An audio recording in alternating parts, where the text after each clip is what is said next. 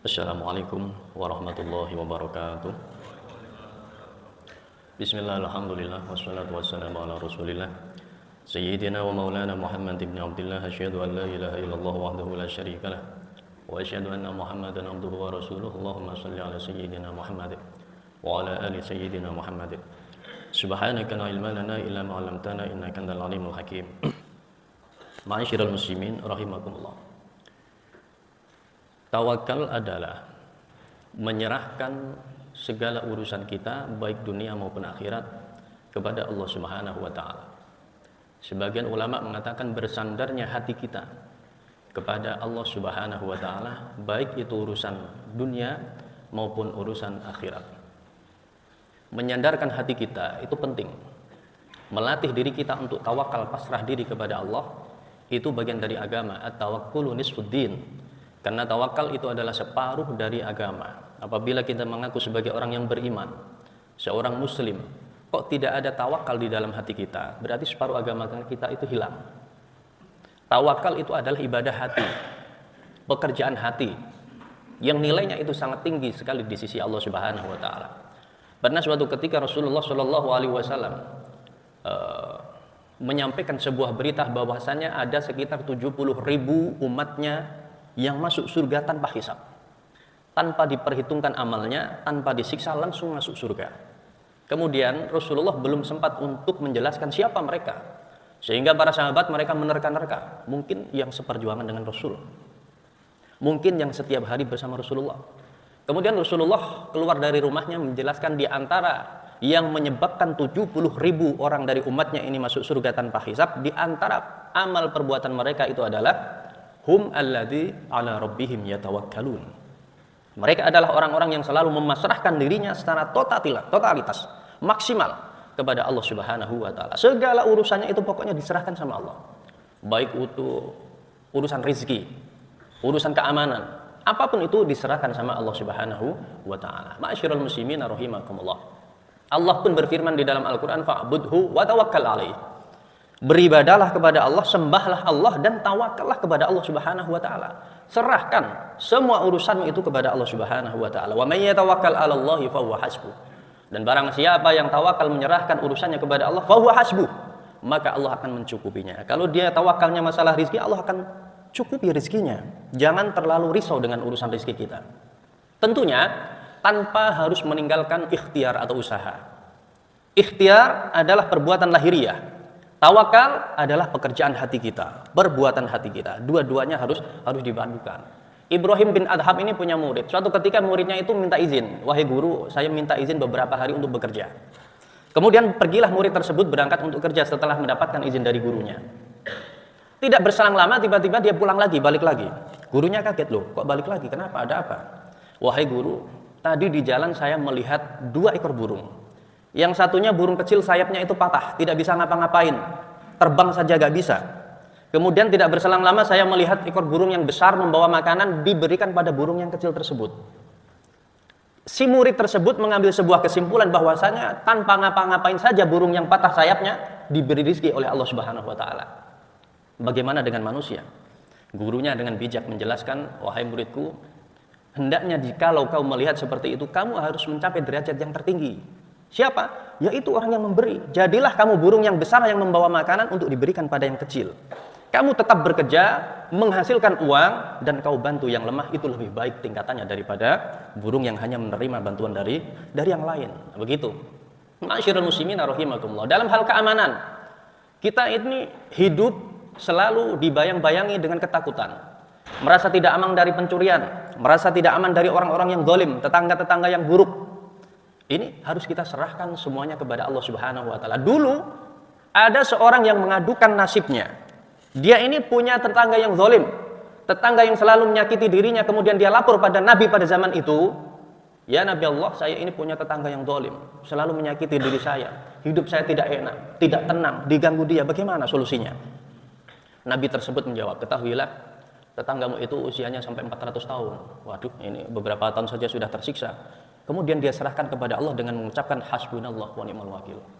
Saya serahkan kepada Allah kalau begitu masalahnya.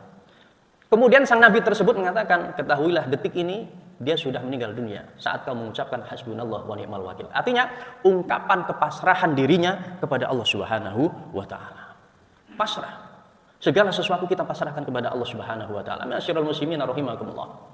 Barang siapa yang memasrahkan dirinya, urusannya maka dia akan dicukupi oleh Allah Subhanahu wa taala. Dari segi keamanan, apa-apa yang merisaukan pikiran kita, rizki, usaha tetap usaha, bekerja tetap bekerja, akan tetapi jangan lupa pasrahkan hati kita, sandarkan hati kita kepada Allah Subhanahu wa taala. Jangan sandarkan rizki itu pada usaha kita. Jualannya sama, rasanya tidak jauh beda. Kenapa yang satunya laris, satunya sepi? Nah, itu rizki, itu urusan Allah Subhanahu wa taala. Pekerjaan bisa ditiru, rizki tidak bisa, Pak. Itu adalah hak ketentuan dari Allah Subhanahu wa taala. Maka latih diri kita untuk selalu menyandarkan diri kita pasrah kepada Allah. Pasti urusan kita akan bisa selesaikan oleh Allah Subhanahu wa taala. Allah yang akan ngurus segala persoalan kita baik di dunia maupun di akhirat. Masalah keselamatan kita di akhirat, di hari kiamat, serahkan kepada Allah. Kewajiban kita apa? Beribadah kepada Allah Subhanahu wa taala. Serahkan kepada Allah Subhanahu wa taala. Fa huwa hasbuh, maka Allah akan mencukupi apa yang kita risaukan. Di dalam satu riwayat hadis yang sahih diceritakan tentang orang yang benar-benar membuktikan tanggungan Allah Subhanahu wa taala terhadap orang-orang yang tawakal kepada Allah Subhanahu wa taala. Ada dua orang dari kalangan Bani Israel, yang satunya punya duit, yang satunya nggak punya duit. Yang nggak punya duit ini pinjam pada temannya. Saya butuh duit, saya pinjam dulu. Kemudian temannya mengatakan, kalau mau pinjam sama saya, panggil orang sebagai saksi. Kemudian yang minjam duit mengatakan, cukup Allah sebagai saksinya. Oh, kalau begitu yang minjem duit ini mengatakan, yang dipinjemin duit ini mengatakan, panggil orang sebagai saksinya, atau kamu harus ada jaminannya. Kemudian orang yang pinjam duit mengatakan, cukup Allah sebagai jaminannya. Oh, ini sama-sama orang yang berilmu, orang Bani Israel yang beriman kepada Allah Subhanahu wa taala. Begitu yang pinjam mengatakan yang menjadi saksi itu adalah Allah, yang apa tadi?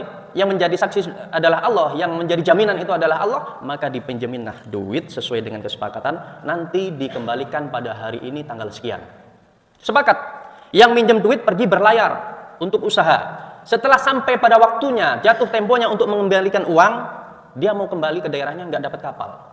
Dia cari pohon, kayu dilubangin, duitnya yang 1000 dirham dimasukkan dan suratnya lengkap. Setelah itu kayunya dilempar ke laut. Setelah dilempar ke laut dengan menyerahkan urusannya ini kepada Allah Subhanahu wa taala. Ini hadisnya sahih ya. Tiba-tiba orang yang dipinjemin duit itu mau masak, nyari kayu bakar di pinggir-pinggir pantai. Kan banyak tuh kayu-kayu di pinggir pantai yang dibawa ombak. Diambillah sebatang kayu, dibelah. Di dalamnya ada uang 1000 dirham dan ada suratnya lengkap dari kawannya yang pinjam duit tersebut. Saya sudah berusaha untuk mencari kapal, tidak dapat. Ini saya serahkan kepada Allah untuk mengembalikan uang pinjaman saya 1000 dirham di dalam kayu ini atas nama saya. Diambil, kemudian tidak berselang lama orang yang pinjam duit itu bisa pulang ke daerahnya, ketemu dengan orang yang pinjemin duit, bahwasanya uangnya sudah diterima. Masyarul muslimin rahimakumullah. Luar biasa menyerahkan urusannya kepada Allah Subhanahu wa taala, dan ini banyak dibuktikan oleh para alim ulama. Guru saya Syekh Mukhtar Syafaat Abdul Ghafur, yang santrinya itu mencapai ribuan orang. Sekarang mungkin bisa mencapai 7.000 dalam satu pesantren itu ya. Suatu ketika beliau ini kehabisan beras, karena beliau punya banyak tanggungan, ngasih makan santrinya, ngasih makan guru-guru yang ngajar di sana. Tidak ada beras. Apa yang dilakukan? Beliau menulis sebuah surat. Ini bukan khurafat, ini nyata. Surat itu dititipkan pada anaknya, nanti tolong dibuang ke sungai. Benar, beliau pergi entah kemana, itu surat dibuang ke sungai oleh anaknya. Tidak berselang lama, itu ada orang ngantar beras berkintal-kintal banyaknya. Biidznillah, biqudratillah, dengan izin Allah Subhanahu wa taala. Itu kalau orang yang tawakalnya sudah maksimal. Kalau kita bagaimana? Tulis surat, buang ke sungai. Wah, yang ada itu nanti diambil sama orang. Surat itu kan ada tanggalnya, tanggal sekian. Wah, itu kalau yang nemu orang yang ahli nombok togel itu dipasang lah. Beda. Keimanan kita, tawakal kita dengan orang-orang dahulu itu. Ini harus diasah setiap harinya. Masalah rizki kita mau kerja, serahkan kepada Allah. Wa may yatawakkal 'alallahi fa huwa hasbuh. Kita berhidup, punya tetangga yang tidak baik, serahkan kepada Allah. Wa may yatawakkal 'alallahi fa huwa hasbuh. Apapun persoalannya, serahkan kepada Allah Subhanahu wa taala. Jangan pernah mengandalkan kekuatan kita, kepandaian kita. Usaha itu harus. Akan tapi sandaran hati kita tetap Allah, Allah, Allah, dan Allah. Jangan menyandarkan pada kekuatan kita. Allah yang maha kuasa untuk melakukan apa saja yang di situ di luar kekuatan akal pikiran kita. Semoga bisa diambil hikmahnya. Walafu minkum, mohon maaf. Wassalamualaikum warahmatullahi wabarakatuh.